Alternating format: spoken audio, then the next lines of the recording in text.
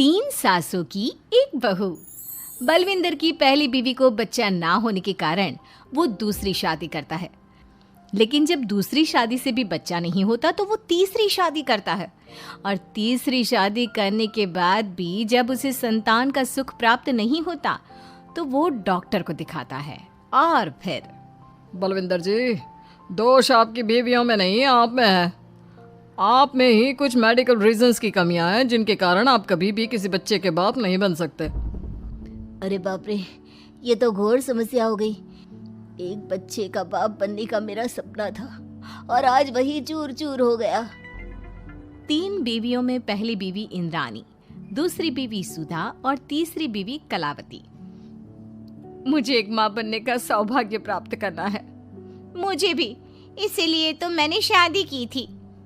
अरे लेकिन अब किसे पता था कि हमारे पतिदेव में ही कमी होगी। अब हम क्या करें? हम एक बच्चे को गोद लेते हैं। तीनों एक बेटे को गोद लेते हैं जिसका नाम प्रमोद रखा जाता है। 20 साल बाद अब तीनों भी बूढ़ी हो चुकी होती हैं। बलविंदर भी बूढ़ा हो चुका था। प्रमोद एक अच्छी नौकरी करता है।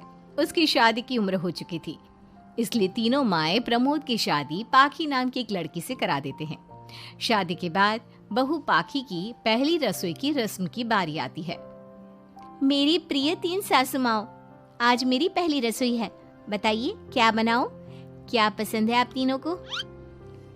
बहू तू ना कढ़ाई पनीर, सूजी का हलवा और पुदीने की चटनी बना दे। अरे नहीं नहीं, ये क्या पसंद है। अरे पाखी बहू, तू छोले भटूरे, सरसों दा साग और मक्के दी रोटी बना और पंजाबी लस्सी भी बना दे। ओफो, सच में मेरी सौतन हो, खाने के मामले में तुम्हारा टेस्ट और चॉइस दोनों भी बकवास है। बहू, नॉर्मल सिंपल सात्विक भोजन बना दो और हलवा पूड़ी खीर का भोग चढ़ा दो भगवान को मंदिर में। अरे कैसे तुम दोनों अपनी मनमानी कर रही हो? मैं तुम दोनों से पहले आई थी बलविंदर जी के जीवन में, और तुम दोनों से उम्र में भी मैं बड़ी हूँ। इसका मतलब मैं पाखी बहू की बड़ी सास हुई नहीं। उम्र बस एक अंक होती है। मैंने सबसे ज़्यादा देखभाल की है प्रमोद की, इसलिए मैं एक सास होने का ज़्यादा हक रखती हूँ। पाखी बहू, तुझे मेरी बात माननी होगी। नहीं, तू मेरी बात मानेगी। जो मैंने कहा है वही तू करेगी। नहीं, मेरी बात मानेगी वो। नहीं मेरी। तीनों सास आपस में चिल्लाने लगती है और फिर वहां पर बलविंदर और प्रमोद आ जाते हैं। अरे ये क्या बिल्लियों की तरह लड़ रही हो तुम तीनों सास? पाखी बहू को घर में आए पूरे 24 घंटे भी नहीं बीते हैं। बाकी तुम एक काम करो, तीनों माओं की कही गई डिशेस में से हर एक की 50-50% डिशेस बना दो। लेकिन बस, अब प्रमोद ने कह दिया सो कह दिया। तुम तीनों अब झगड़ना और बहस करना बंद कर दो। पाखी तीनों सासों की कही गई आधी आधी डिशेस बनाती है और इस तरह अपनी पहली रसोई की रस्म पूरी करती है, जिसके बाद उसकी तीनों सास उसे शगुन और नेक देती हैं। फिर एक दिन, अरे पाखी बहू, तुमने अपना सारा काम निपटा लिया है ना? तो जरा यहाँ आना। मेरे ना घुटनों की मांसपेशियों में बड़ा दर्द हो रहा है। जरा तेल या बाम से मालिश तो कर दे बेटा। तभी वहां पर इंद्राणी और कलावती भी आते हैं। पाखी बहू, चलो मेरे साथ बाजार। मुझे ना नई साड़ियाँ खरीदने हैं। तुम्हारी फैशन सेंस बहुत अच्छी है ना, इसलिए मैं चाहती हूँ कि तुम मेरे साथ चलो। अरे पर मैं यहाँ पे पहले आई, तुम्हारे साथ ही सही, लेकिन मेरी स्पीड सबसे तेज थी।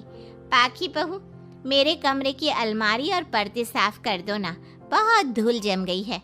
मुझे खांसी भी आ रही है।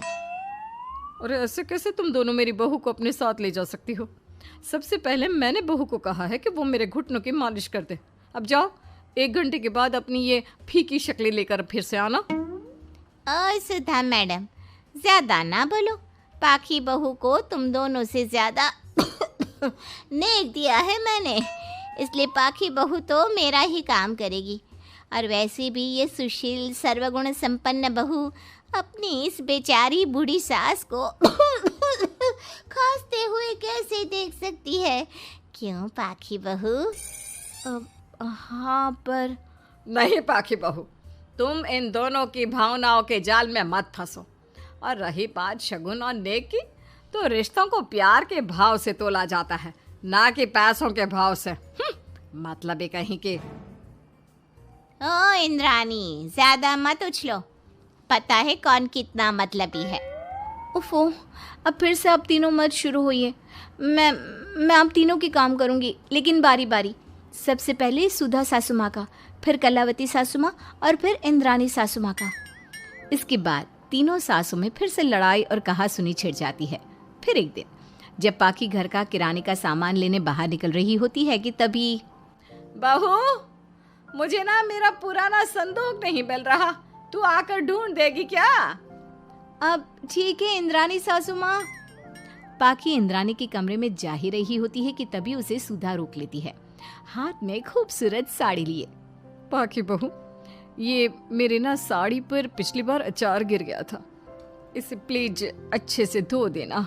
वो कल शाम को विमला जी के बेटे की शादी में जाना है ना, एक ही बार पहनी है ये साड़ी मैंने, अभी धो देगी तो कल तक अच्छे से सूख जाएगी और कड़क इस्त्री करके मैं तेरा परफ्यूम मार कर शादी में जाऊंगी। हाँ, लेकिन सुधा सासू माँ, उतने में कलावती भी वहाँ पर एक कढ़ाई लेकर आ जाती है। पाखी बहू, ये मैंने कल रात को मेहंदी भिगोई थी लोहे की कढ़ाई में, मेरे बालों में लगा देना बिटिया, तू तो मेरी प्यारी बहू है ना? इंद्रानी वहाँ आ जाती है और तीनों सास फिर से एक दूसरे को गुस्सेल आंखों से देखती है और फिर से आपस में लड़ना शुरू कर देती है। तुम अपने आप को समझती क्या हो? खरीद लिया है क्या मेरी बहू को? ये मेरी बहू है। तो मेरी पड़ोसन है क्या? ये मेरी भी बहू है और मेरा भी इस पर उतना ही हक है जितना कि तुम्हारा। तुमने खरीद नहीं लिया है ना, तो ये मेरी है, सिर्फ मेरी, इकलौती बहू मेरी पाखी, मेरा ही काम करेगी। क्यों पाखी? नहीं नहीं, ये मेरा काम करेगी। पहले मैंने आवाज लगाई थी, तुम दोनों तो ऐसी बहू पाने के लायक भी नहीं हो। हट जाओ तुम दोनों और खुले मैदान में जाकर एक दूसरे से लड़ो और नोचो एक दूसरे को, लेकिन पाखी बहू तो सिर्फ मेरी ही सुनेगी और मेरे ही आदेशों का पालन भी करेगी। तीनों सासों के बढ़ते झगड़े को देख पाखी अपना आपा खो देती है और जोर से चिल्ला पड़ती है, बस बहुत हुई आप तीनों की तू मैं। अरे रोज ना ड्रामा लगाती रहती हो, 50 साल की बूढ़ी औरतें हो गई हो, फिर भी बच्चों की तरह लड़ती रहती हो। अब बस बहुत हुआ, अब तो मैं आप तीनों में से किसी की भी बात नहीं सुनूंगी और मैं जा रही हूँ ये घर छोड़ के। अब मुझ में और सहन शक्ति नहीं बची, मैं चली। अब लड़ो झगड़ो, एक दूसरे को मारो पीटो नोचो, जो करना है करो। पाखी अपना सूटकेस लेकर घर से बाहर निकलने लगती है। तभी तीनों सास बेहद घबरा जाती हैं और भावुक होकर पाखी से विनती करने लगती है, पाखी बहू, बहू हमें छोड़कर मत जाओ ऐसे। अरे हम तुम्हारे बिना मर जाएंगे। इतने कम समय में ही तुम हम सबकी जीने की वजह बन चुकी हो, माफ कर दो हमें बेटा। हाँ पाखी बहू, हम आइंदा से कभी नहीं लड़ेंगे और हंसी खुशी मिलकर बात करते रहेंगे, वादा करते हैं। हाँ बहू, लेकिन तू मत जा प्लीज, ये घर तेरे बिना सुना सुना हो जाएगा। हम तीनों सासों की एक ही तो बहू है, लेकिन हम अपनी एक बहू को बेटी की तरह प्यार देंगे, उसके साथ सहेलियों की तरह रहेंगे।